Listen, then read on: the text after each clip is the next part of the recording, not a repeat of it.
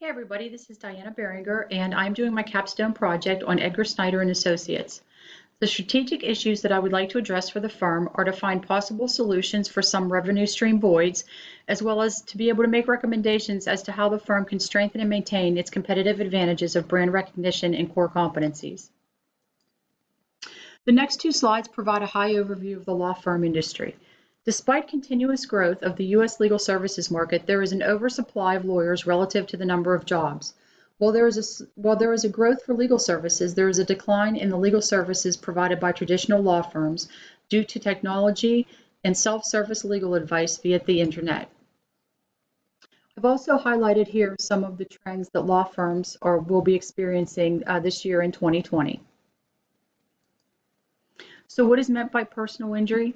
Personal injury claims are tort claims that have two basic issues: liability and damages. In other words, was the other party responsible for the injuries or damages sustained, and what were the nature and extent of those injuries? If liability is found, compensation will be awarded. These types of cases can include auto accidents, motorcycle accidents, trucking accidents, workers' comp, Social Security, etc. Personal injury firms differ from other areas of practice in how they earn their revenues. Most firms bill clients on an hourly basis and send out monthly invoices for the hours worked. Personal injury lawyers work on a contingency fee basis and only receive a fee if they settle the client's case. So, for example, if a client settles a case for $100,000 and the firm is charging a 25% fee, the firm will receive $25,000. The client pays nothing out of pocket for these legal services. To become a lawyer in the United States, you must graduate from an accredited law school and have passed the state bar exam. As noted above, only 5 to 7% of attorneys choose to practice in the personal injury sector. The reason for this is that the area of law is not what one would call glamorous. In fact, personal injury lawyers typically have a bad reputation. What is not realized by those outside the industry is that life can be very complex for people that were injured in an auto accident or any kind of accident, and they need help negotiating through their unpaid medical bills and legal issues. That's what the personal injury lawyer is there to help them with. In addition, personal injury lawyers can spend a lot of time without making much money unless they are savvy at deciding which cases they want to keep and which cases to reject. A little bit about Edgar Snyder and Associates. The firm was founded in 1982 by Edgar Snyder. He was a pioneer in TV advertising. The firm has satellite offices in Erie, Altoona, Ebensburg, and Johnstown, with approximately 140 employees. The firm is dedicated to helping injury victims work through the nuances of dealing with insurance companies in the legal system. I've outlined here for you some of the firm's specific legal services provided by the ESA attorneys. The next slide shows ESA's direct competition. I wanted to point out that we do consider insurance companies competition because they generally try to persuade potential clients to settle a claim without the assistance of an attorney. These firms also compete with ESA in the personal injury and workers' compensation sectors. On the next two slides, I've identified those factors from the Pestel analysis that most significantly affect ESA. Using this analysis, the most significant forces for ESA are political, economic, and technological. The political environment can have a major impact on personal injury firms, especially when it comes to limiting the amount of damages that can be awarded to a plaintiff and the elimination of contingency fees. Either one of these political issues will affect ESA's ability to be profitable. Clearly, if damages are limited, ESA's revenue stream will be limited, and if contingency fees are eliminated, the firm will most likely see a decline in the number of new cases it receives, as this type of fee arrangements permits victims with little or no money the ability to seek justice in the courts because the firm fronts all of the financial risk. The economic factors affecting ESA are fee competition, increasing rates for advanced client costs, and COVID-19. Advanced costs are expenses advanced by law firms on a client's behalf that are necessary to prove damages and move the case through the court system. With so much competition, contingency fees went from being on an average of 33 1/3 to 40% down to 25%. In addition, the rates that are being charged by doctors for narrative reports, by expert witnesses, by medical records copying services, and court reporters keep rising. These are all costs associated with litigating a case. What this means is that the client receives less settlement funds. Most times, however, ESA will write off these costs so that the client will have more money in their pockets.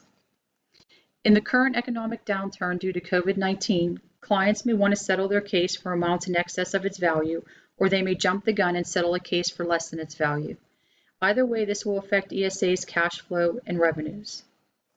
The third factor that currently affects ESA's ability to remain competitive are advances in technology.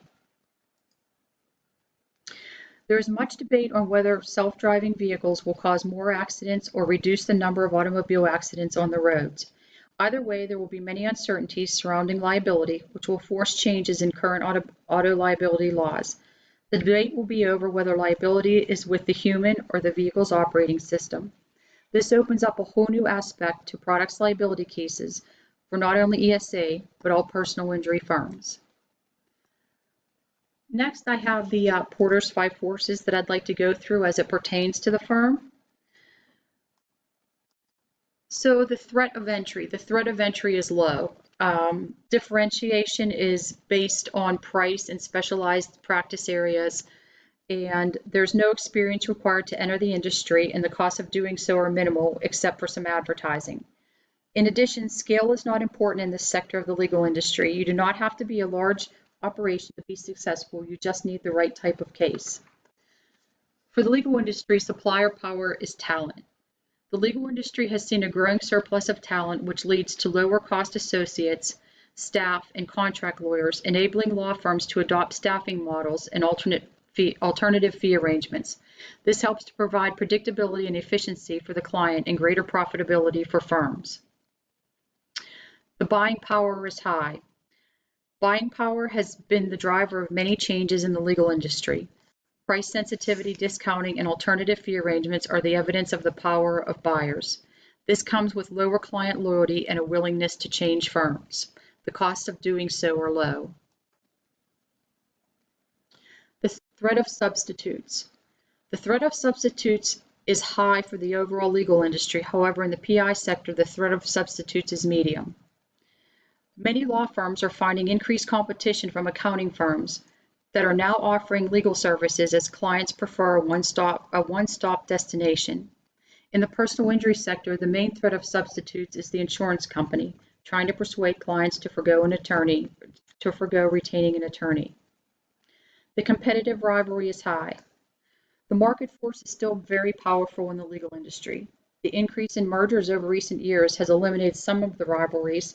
However, the threat of new entrants, the competition for talent, and the bargaining power of the buyers add complexities to these rivalries among the existing competitors.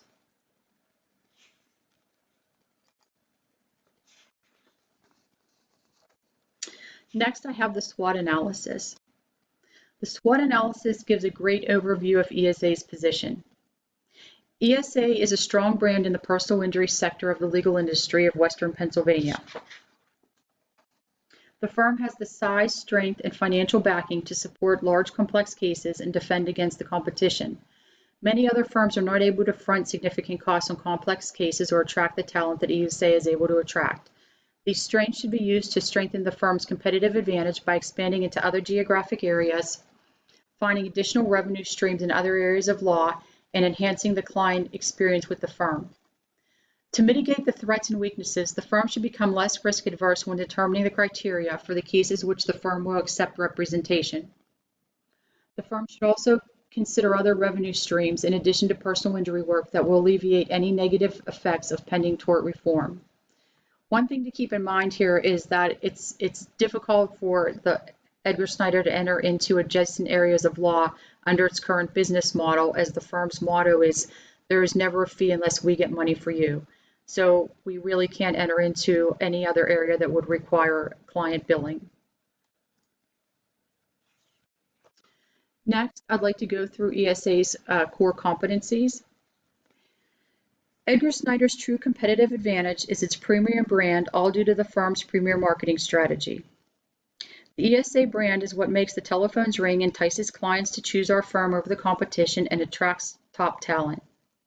ESA's competitors have brands, however, those brands do not carry the deep roots to Western Pennsylvania and its communities that ESA does.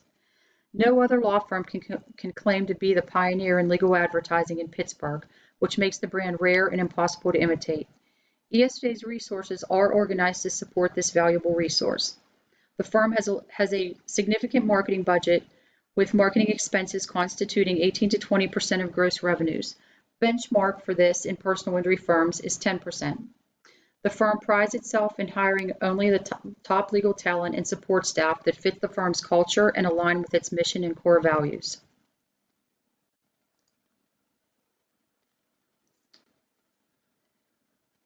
Big data analysis is of value to Edgar Snyder and Associates in analyzing ROI on marketing investments and to achieve efficiencies in time management for cases. Edgar Snyder does exploit this capability to gain a competitive advantage over its competitors, as the legal industry has been slow to embrace big data, making it a rare resource for ESA.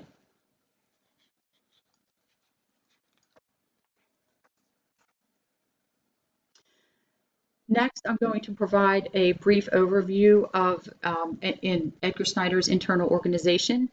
So we have the two co-managing partners, and under them we have our chief operating officer as well as our chief of staff. And this chart is kind of misleading. The administrative departments that are listed here are pretty much on a flat line, so we really have 3 levels of authority to go through for decision making. Next, the Edgar Snyder & Associates is privately owned, and I do apologize, I'm not really able to share any detailed financial information. However, I can tell you that the 2 largest spends are in marketing and personnel, which is not unusual for any business. The firm's primary revenue streams come from personal injury, and we also have workers' compensation, employment law, and Social Security units within the firm. The culture at the firm is great. The partners, along with the COO, work hard to make sure that ESA employees are satisfied. Next, we have the ESA mission and core values, and I do want to state here that Edgar Snyder does truly adhere to their core values, and they do drive our actions and how we carry out those actions on a daily basis. So my final recommendations for the firm. The themes running through this paper are ESA's strong brand, talent pool, strong financial position, and data analytics.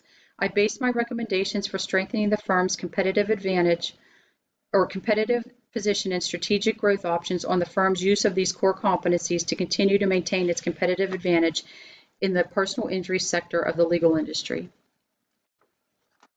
First, the firm should continue to support and defend its strong brand by continuing marketing messaging and increasing spend to expand market reach across changing client demographics. They should capitalize on customer service by helping callers that do not have PI cases to helpful resources and offering free review services of insurance policies to the general public. They should continue to attract and retain top talent, giving them the opportunity to find expertise in adjacent areas of law. They should also continue to expand its data warehouse to be able to assess what marketing methods are successful, track every lead that comes into the firm, and continue to invest in PPC to bid on its own brand name. Failing to bid on the ESA brand name could leave the name open to competitors and result in potential clients seeing a competitor's message first. One of the weaknesses identified in the SWOT analysis was the firm's software platforms were outdated. ESA should investigate replacing these platforms. Finally, for revenue stream, they should investigate moving into other Pennsylvania regions and expanding practice areas to include medical malpractice and products liability.